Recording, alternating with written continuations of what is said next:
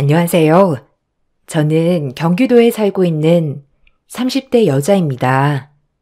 저도 제가 이런 일을 당할 거라고는 상상도 할 수 없었지만 저조차도 아직까지 손발이 덜덜 떨리곤 합니다.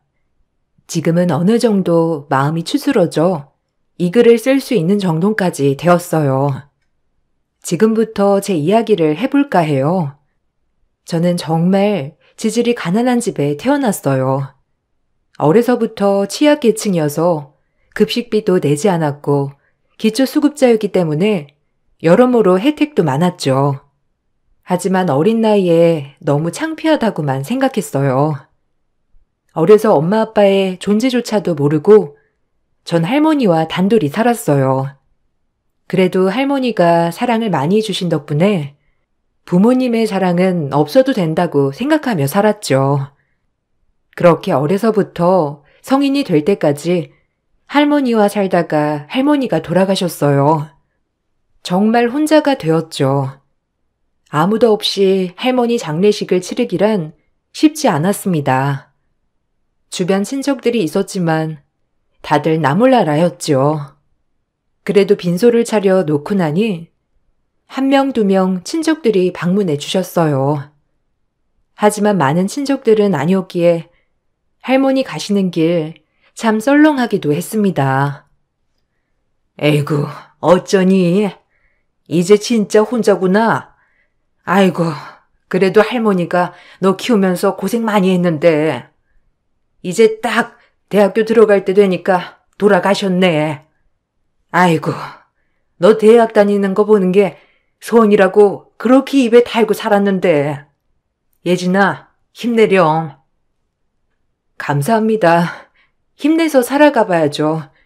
이제 애도 아니고 성인인데. 식사 꼭 하시고 가세요. 와주셔서 감사합니다.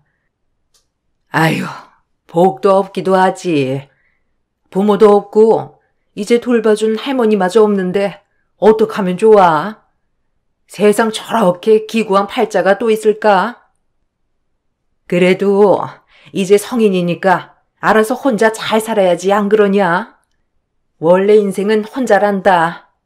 내 말이 조금 섭섭하게 들릴지 몰라도 그냥 독한 마음 먹고 살아. 그래야 돼, 알겠지? 하여튼 네가 고생이다. 우린 이만 가야지. 얼른 가자고. 그래, 수고해라. 빈소에 와주신 친척들은 저를 안타깝게 여기긴 했지만 그게 다였어요.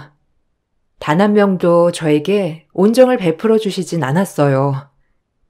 그렇게 전 할머니를 여의고 대학교에 입학했어요. 할머니가 그렇게도 보고 싶어 하던 대학생의 모습이었는데 이 모습을 보여줄 수 없다는 사실이 서글펐지만 그래도 돌아가신 할머니를 생각하고 내가 열심히 악착같이 살아보자라고 생각하여 학교를 다녔죠.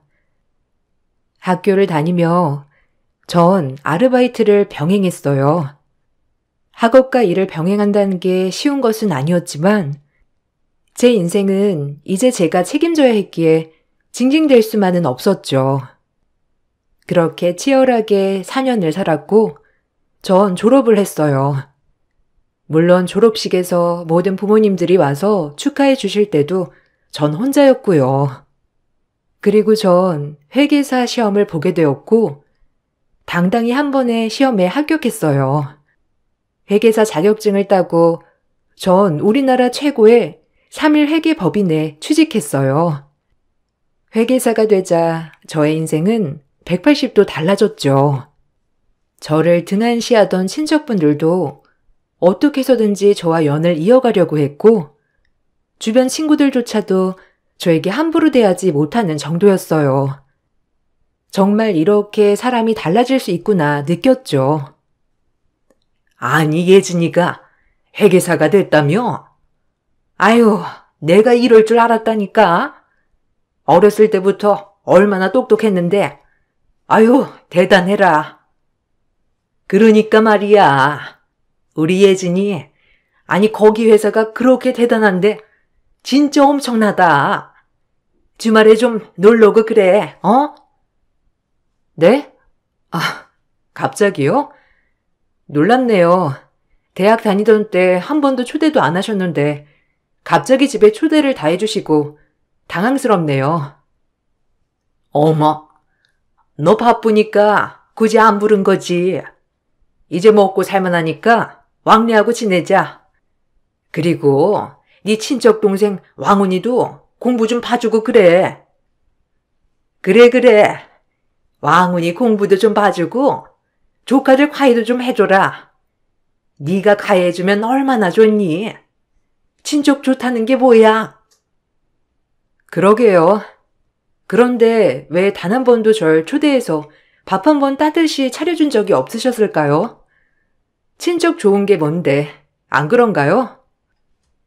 어머머, 그거야. 살기 바쁘고 그러니까 그렇지. 그런 거 다 잊고 다시 시작하자.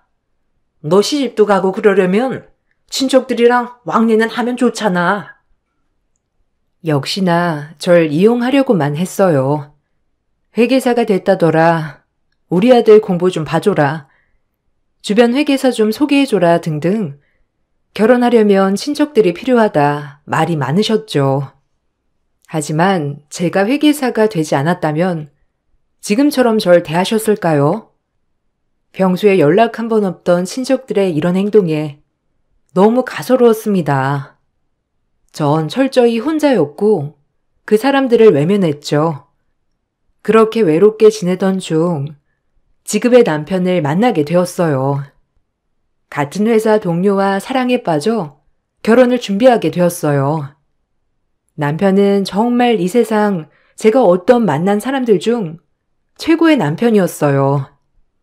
저에게 안정감을 준 사람이었죠. 제가 그 누구였어도 좋아해줄 사람 말이에요. 항상 혼자라고만 생각했는데 너무 고마워. 날 선택해줘서. 행복하게 잘 살자. 근데 부모님이 날 좋아하실까? 좋아하실 거야. 우리 엄마 아빠도 힘들게 살아오셔서 너 혼자 이렇게 회계사까지 됐다고 하면 아마 더 좋아하실걸? 그래도 난 부모님도 안 계시고 가진 것도 아무것도 없으니까. 오로지 회계사인 거 말고는 전혀 아무것도 없잖아. 아니야. 우리 엄마 아빠는 절대 안 그럴 거야. 나만 믿어. 내가 봐온 부모님들은 절대 안 그래. 그러니까 나만 믿고 따라와. 주원 씨만 믿을게. 꼭 좋아해 주셨으면 좋겠다. 주원 씨를 이렇게 올곧게 키워주신 분들이라면 믿을만 할 것 같아. 남편은 결혼 전부터 본인의 부모님은 절 정말 좋아해 주실 거라고 했지만 막상 시부모님은 절 떨떠름해 하셨어요. 주변에 아무도 없고 정말 이 홀몸 혼자라는 사실이 철저히 저를 더 외롭게 만들었죠. 금세 기가 죽고 시무룩해졌어요. 특히나 어머님은 제가 철천지 고아라는 사실을 믿을 수가 없는지 저에게 재차 계속 물어보았죠. 얼마나 가슴이 아리던지. 아니, 내가 들은 게 맞아요? 아니 그럼 두 분 중에 한 분도 없다는 거야? 심지어 뭐 키워주신 친척이나 그런 사람도 없고? 아, 네. 할머니가 키워주셨는데 대학교 올라갈 때 돌아가셨어요. 그래서 그때부터 철저히 혼자고요. 놀라셨죠? 어머머, 당황스러워라. 아니 뭐 혼자 회계사까지 된 거 보면 정말 보통은 아닌 것 같긴 한데 그래도 좀 당황스럽네. 이해해줘요. 내가 우리 아들이 이런 고아랑 결혼하게 될 거라고 전혀 상상도 못한 일이거든. 뭐 이해하죠? 아휴, 기가 막혀. 오늘은 더 이상 할 말은 없을 것 같네요. 오늘 만남은 여기까지 하도록 하고 다음에 다시 얘기해요. 지금 좀 어지러워서 더 이상 할 말이 없네요. 아, 네, 죄송합니다. 이렇게 놀래켜 드리려고 한 건 아닌데 주원 씨가 다 사정 말씀드린 줄 알았어요. 놀라셨다면 죄송해요. 시어머니는 당황스럽다며 그 자리를 바로 박차고 일어나셨고 뒤따라 시아버님도 나가셨어요. 저도 그 자리에서 펑펑 울어버렸죠. 물론 반가워하시진 않을 것 같았지만 대놓고 싫다고 하신 거나 다름없는 느낌이어서 저조차 상처를 너무 받았어요. 자리에 주저앉고 펑펑 우는 제 모습을 보고 남편은 미안해했죠. 그리고 절대 걱정하지 말라며 저를 안심시켜 주기도 했어요. 하지만 그 마음이 안심이 되진 않았죠. 어찌나 눈물이 나는지. 할머니가 돌아가셨을 때보다도 더 눈물을 많이 흘렸어요. 아, 엄마가 당황하셨나 봐. 내 성격 알지? 진짜 그냥 놀라셔서 그런 것뿐이야. 우리 엄마가 좀 솔직한 편이거든. 뒤에서 싫은 티 내는 스타일은 아니니까 이해해줘. 저러다 마실 거야. 오늘은 그냥 단순히 놀라서 그런 거니까 네가 이해해줘. 절대 우리 엄마가 네가 싫거나 너를 반대하거나 하는 건 아니니까. 아휴, 미안하다. 너한테 이런 상처 주고 싶진 않았는데 진짜 미안해. 나 진짜 악착같이 공부했거든? 세상 사람들이 이렇게 무시할까봐 할머니 돌아가시고 아르바이트 하면서 공부하면서 한 번도 안 쉬고 내내 공부만 했어. 그래서 회계사 되었고 회계사가 되니까 정말 나를 보는 시선이 달라지더라. 그래서 자기랑 결혼 준비하는 것도 쉽게 생각했나 봐. 당연히 부모님이 날 좋아하실 거라고 착각했던 것 같아. 어쩌지? 우리 결혼할 수 있을까? 못할 것 같은데. 절대 너 포기 안 해. 걱정 마. 내가 어떻게 해서든지 너 상처 안 받게 잘할게. 미안해. 나만 믿고 따라왔는데 이런 상처 줘서. 남편이 이렇게 미안해하는 모습도 제 마음이 더 불편했어요. 굳이 나와 인연이 되어 왜 남편이 중간에서 골머리를 앓아야 했나 하고요. 그렇게 전 슬픔에 빠져 있었죠. 하지만 슬픔도 잠시 시부모님은 절 허락해 주셨어요. 충격은 받으셨다고 했지만 그래도 그 다음 저를 만났을 때는 웃으며 반겨주셨어요. 정말 그때 놀라서 그랬던 거구나 싶었죠. 안도했어요. 그땐 미안해요. 내가 너무 당황해서 우리 주원이한테 얘기 많이 들었어요. 혼자 그렇게 대단히 공부하는 것도 쉽지 않은데 너무 대단해요. 이제 결혼할 사이니까 말 편하게 해도 되죠? 고부 사이가 모녀 사이가 될 순 없겠지만 내가 많이 노력할 테니까 우리 잘 지내봐요. 주원이도 누나가 한 명이라 딸 하나 더 생겼다고 치지 뭐. 우리 집에 시집 오는 걸 환영해요, 예진 씨. 아, 정말 감사합니다. 그때 너무 어머님이 충격받으셔서 어찌나 걱정했는데 이렇게 밝게 맞아주셔서 너무 감사해요. 내가 미안하지. 그때 정말 놀라서 예진 씨가 더 충격받았을 것 같은데 우리 다 있고 지금처럼 잘 지내보자고요. 저희는 첫 만남은 안 좋았지만 두 번째 만남부터 정말 친모녀 사이처럼 지냈어요. 그렇게 결혼식을 하게 되었고 무사히 축복 속에 결혼식을 끝마칠 수 있었죠. 제 인생이 이렇게 행복해도 되나 싶을 정도로 행복한 나날들이었습니다. 친구들을 만나면 매번 고부 갈등에 고민도 많고 시댁살이 힘들어했지만 저는 전혀 그런 게 하나도 없었어요. 오히려 제가 남편에게 시댁에 가자고 할 정도로 사이가 좋았기 때문이죠. 시누이는 물론이고 정말 모두 다 제 가족 같은 느낌이었어요. 우리 시엄마는 얼마나 피곤하게 하는지 몰라. 아, 맨날 주말마다 뭐 하냐고 전화 오고 그게 오라는 거지 뭐니?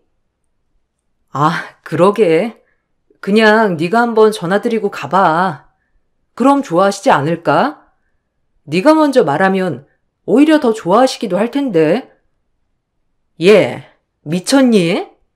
난 시자 들어가는 시금치도 안 먹어. 얼마나 싫으면 그러겠어? 맨날 잔소리에 은근 사람 깔아뭉개고 기분 나쁜 일 투성이야. 아, 그렇구나. 난 진짜 안 그러셔. 오히려 내가 남편한테 시댁에 가자고 할 정도야. 가면 손 하나 까딱 못하게 하시거든. 어머어머, 복 받았어, 기집애. 그런 집에 시집간 것도 네 복이다, 야. 그래도 시자 너무 믿지 마. 다 남이라고 생각해. 알겠어. 뭐 혼자가 익숙하기도 하고 그냥 이런 게 가족이구나 싶어. 가족이 내가 없었잖아. 그래서 신기하기도 하고.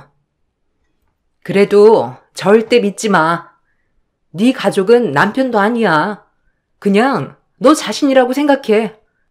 세상에 믿을 사람 아예 없다. 명심해.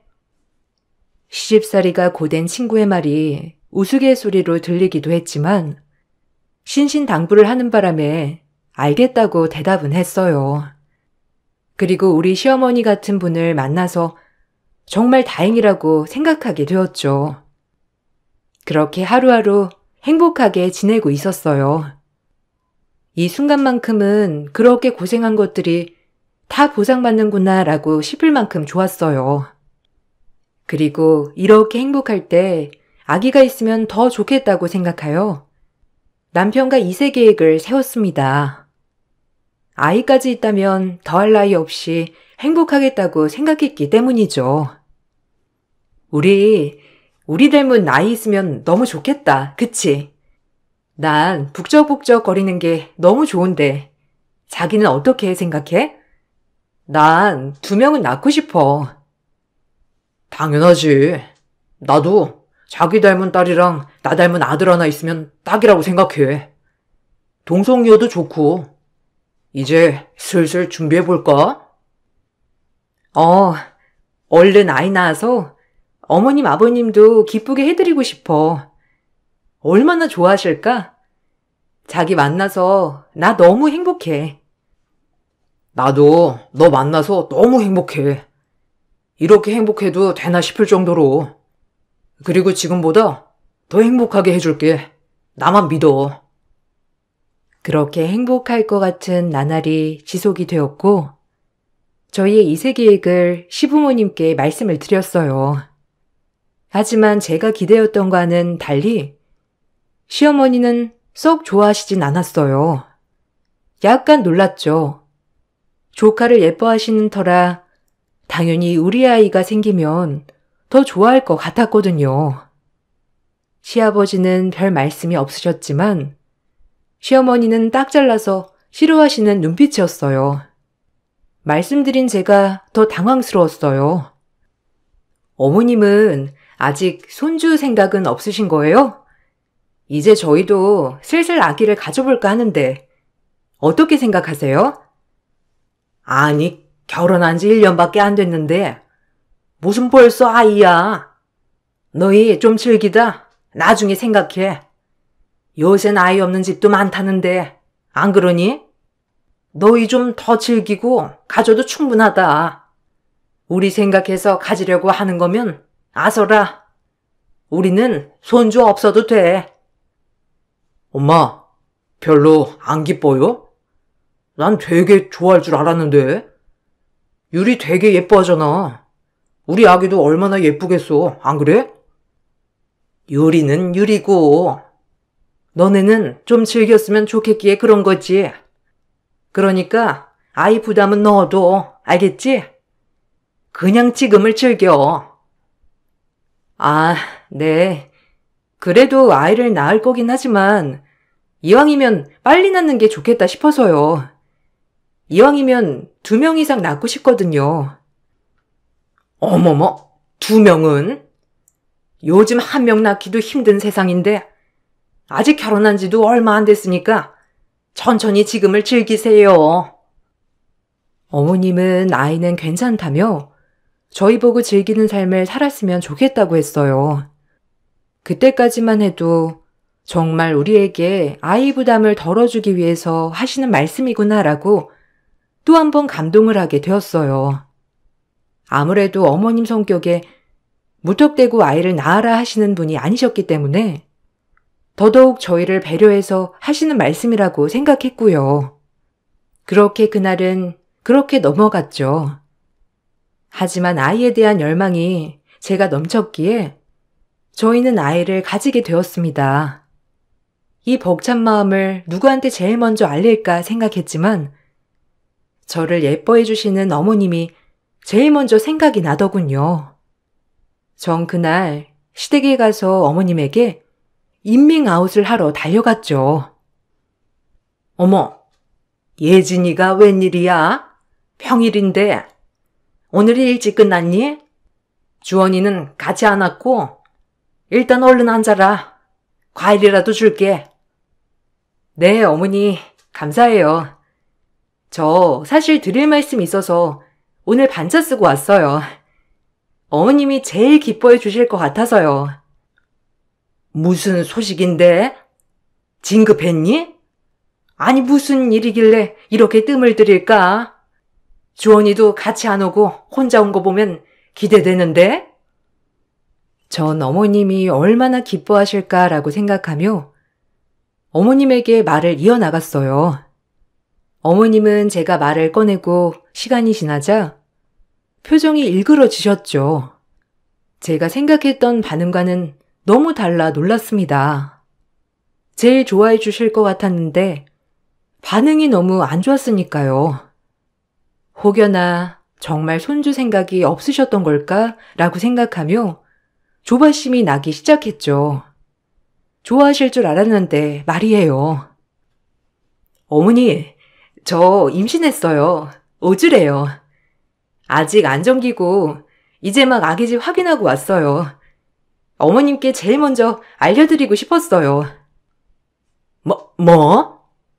너 지금 임신했다는 거니? 아휴, 그렇게 너의 시간을 가지라고 했는데 아니 임신이라니. 너무 당황스럽구나. 아, 어쩌다 보니 주원 씨도 아이를 빨리 가지고 싶어 하기도 했고요. 어머님, 안 기쁘세요? 전 제일 먼저 여기로 달려왔는데. 아니, 당황스러워서 그렇지. 그래, 애 가지면 고생 시작이지 뭐. 주원이 보고 와서 밥 먹고 너 태워가라고 하면 되겠다. 갑자기 쌀쌀맞아진 어머님을 보고 있자니 너무 놀랐죠. 그리고 그날 남편이 데리러 와 저녁을 먹고 집으로 향했는데 얼마나 찝찝하던지 자꾸 그 쌀쌀맞은 어머님의 표정이 생각나서 기분이 마냥 좋진 않았어요. 제가 표정이 어두우니 남편도 걱정했고요. 무슨 일이 있었어? 아까부터 표정이 안 좋아. 저녁 먹을 때도 그렇고. 임신했는데 안 기쁜 거야? 난 엄청 기쁜데. 아니, 좋지. 근데 막상 어머님은 별로 안 좋아하시는 것 같아서 좀 찝찝하네. 아이를 원래 별로 안 좋아하시나? 이상하네. 당황해서 그렇지. 우리가 이렇게 빨리 아이 가질지도 모르셨으니까. 그래도 기쁘다. 우리 아이가 생겼으니까 더 열심히 살아야지.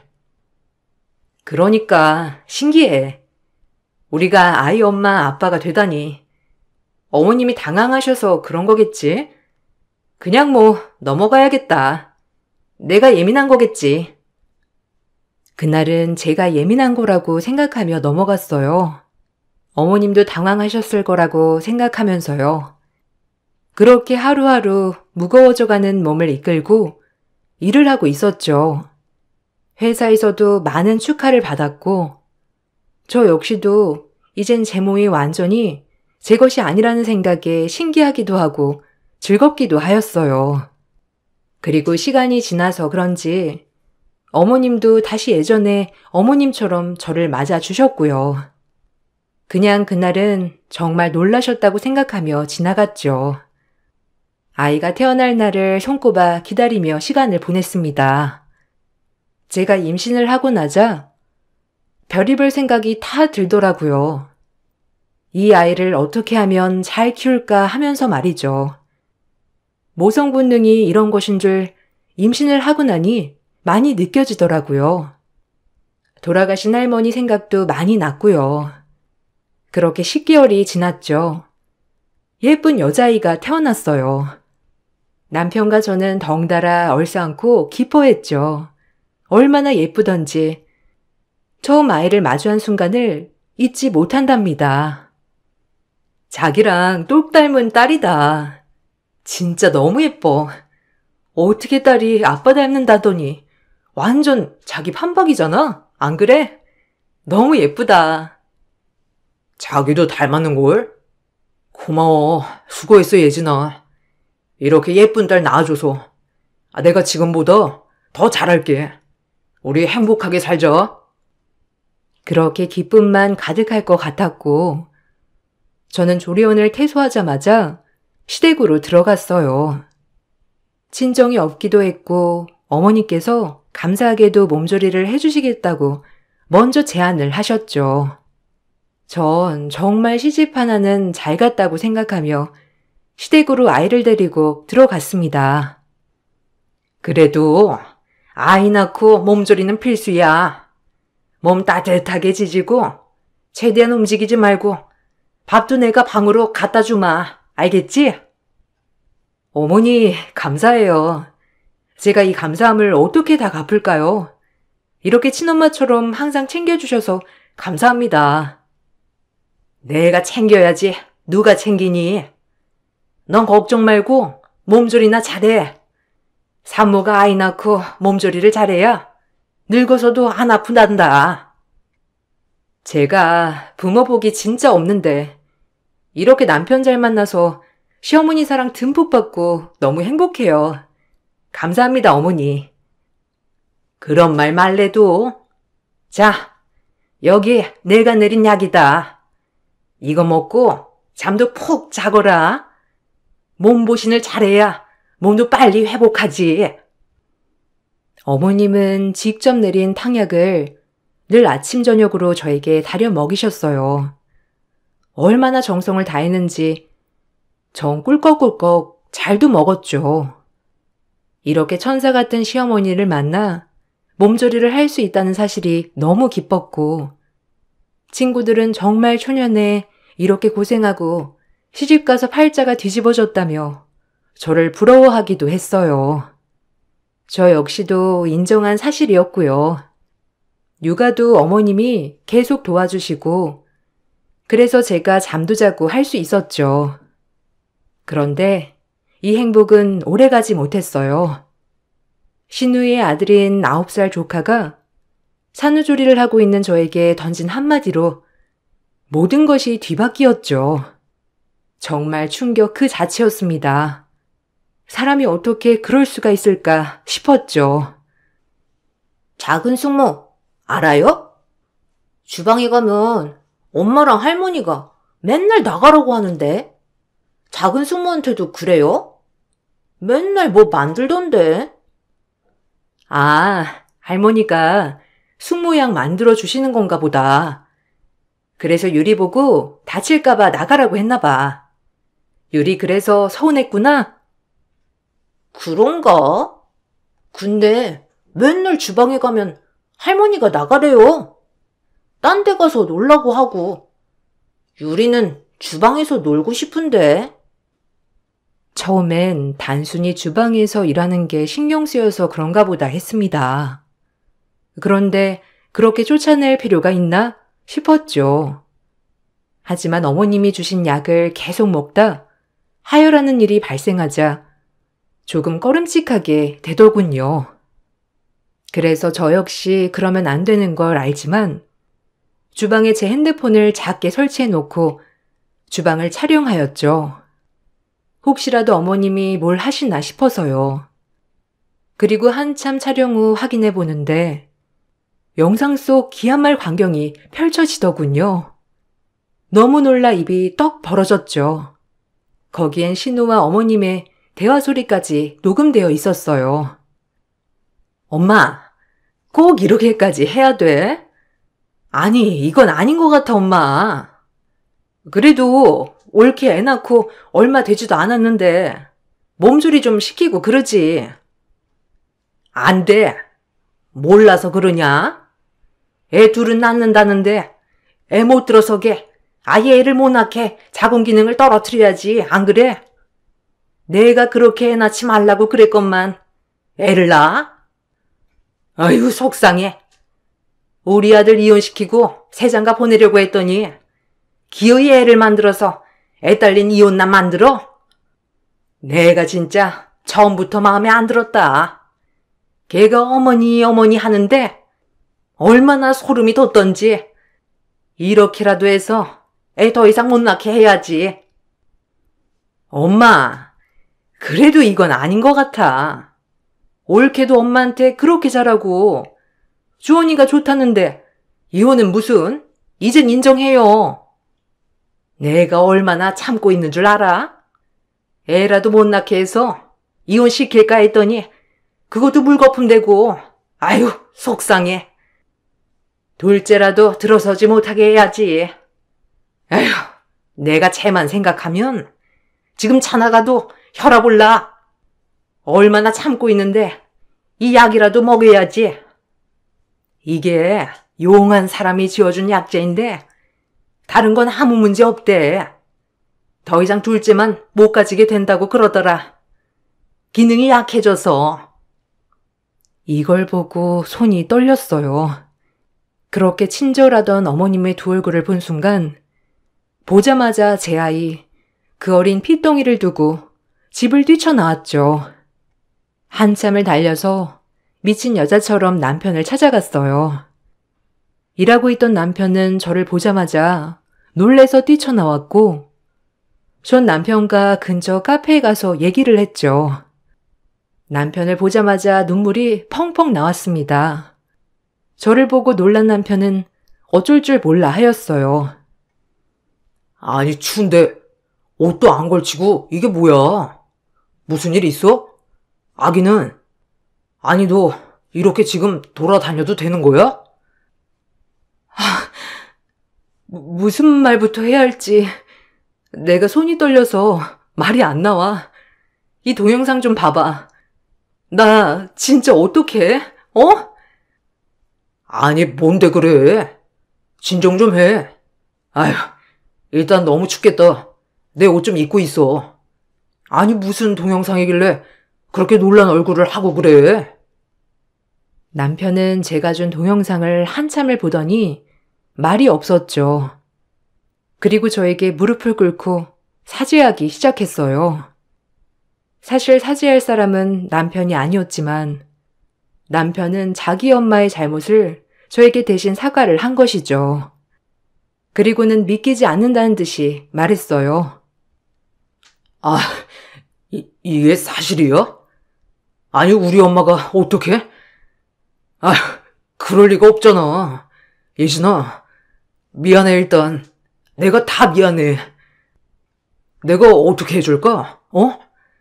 네가 하라는 대로 다 할게. 내가 진짜 너 볼 면목이 없다.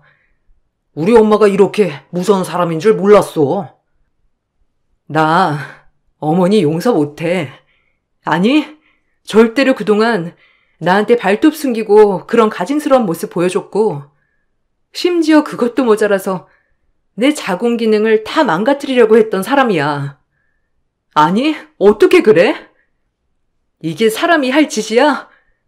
당신이 어머님을 용서한다면 난 당신이랑도 못 살아. 그런 줄 알아.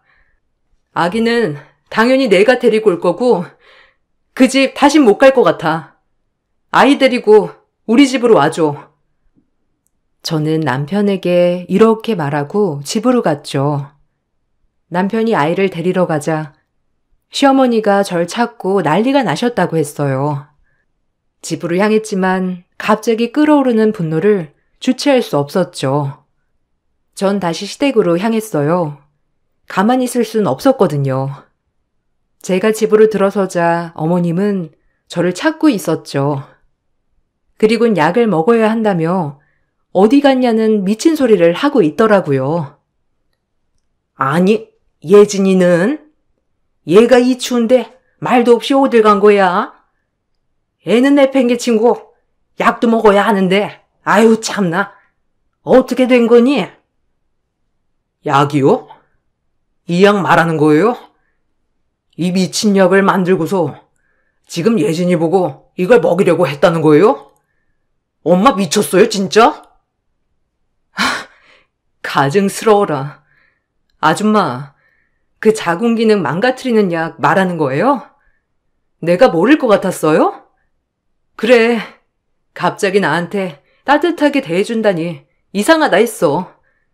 형님도 알면서 한패였고 이혼하기만을 바랐겠지만 생각보다 우리가 행복하게 사니까 아이라도 못 갖게 하려고 했어. 둘 다 쌍으로 미쳤어, 알아? 정신병자들이라고. 나 가만히 안 있을 거야. 소송을 걸던지 절대 그냥 못 넘어가. 아니, 예진아. 무슨 소리를 하는 거니? 어? 아니, 애 낳고 정신이 어떻게 획가닥 한 거냐? 시어머니한테 말본새 봐라. 이 동영상 좀 봐. 여기서 당신 두 년이 날 어떻게 하려고 했는지 다 나와 있으니까. 미친 인간들 같으니라고.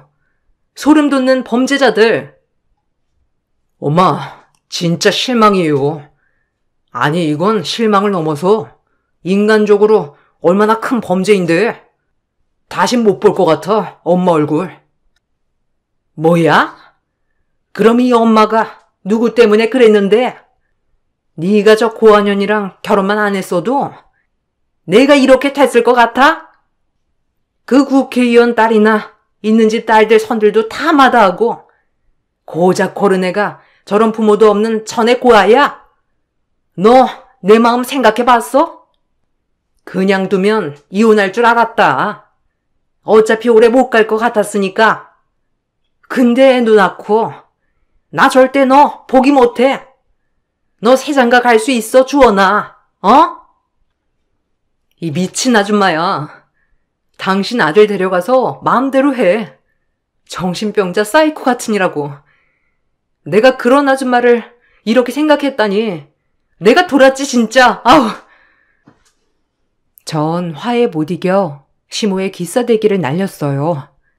그리고 집안 물건들을 깨부수기 시작했고 시어머니는 놀라서 입만 벌리고 있었죠. 너 지금 내 뺨을 갈긴 거냐? 니까지 깨? 천의 고아 받아줬더니 고작 한다는 짓거리가 뺨을 날려? 엄마, 그만 좀 해. 지금 뭐가 뭔지 모르겠어? 올케한테 무릎 꿇고 싹싹 빌어도 모자란다고. 올케, 미안해. 내가 엄마 그렇게 말렸는데, 아휴, 진짜 너무 미안해. 제발 한 번만 넘어가주면 안 될까? 정말 약 먹은 지 얼마 안 됐잖아, 어? 입 다물어. 너도 똑같은 년이니까. 그 어미의 그딸년이라고 너도 방관했잖아. 너도 내가 가만 안 둬, 알아? 아휴, 미안해. 내가 적극적으로 말렸어야 했는데 올케 마음 충분히 알 것 같아.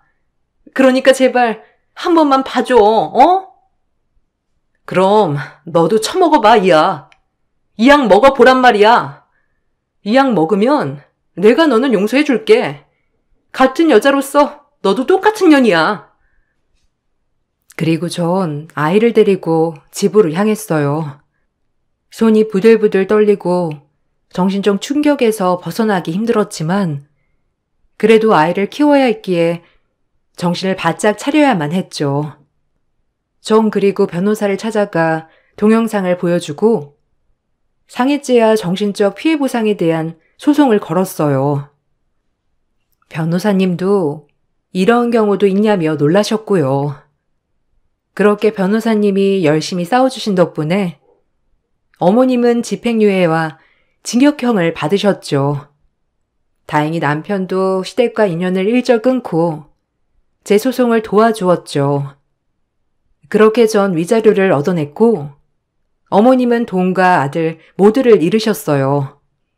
아직도 용서가 되지 않고 지금 생각하면 손발이 벌벌 떨려요. 제 삶이 얼마나 기구한지.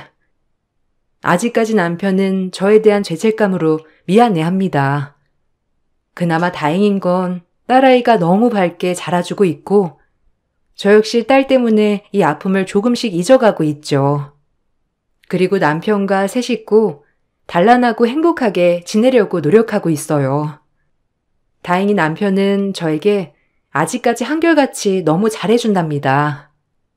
완전히 이 아픔이 잊혀진 건 아니지만 그래도 딸아이를 위해서라도 행복해지려고 합니다. 우리 새 식구 이젠 꽃길만 걸을 테니까요. 그리고 딸아이에겐 절대 아빠와 엄마의 부재를 남겨주지 않을 거랍니다. 글재주가 없어서 요약해서 쓴다고 써봤는데 어떠셨나요? 아직까지 제 기억 속에 조금의 상처는 있지만 그래도 차츰 괜찮아지고 있어요. 이 글을 보신 여러분들 가정은 평안하시고 행복하시길 빌게요. 감사합니다.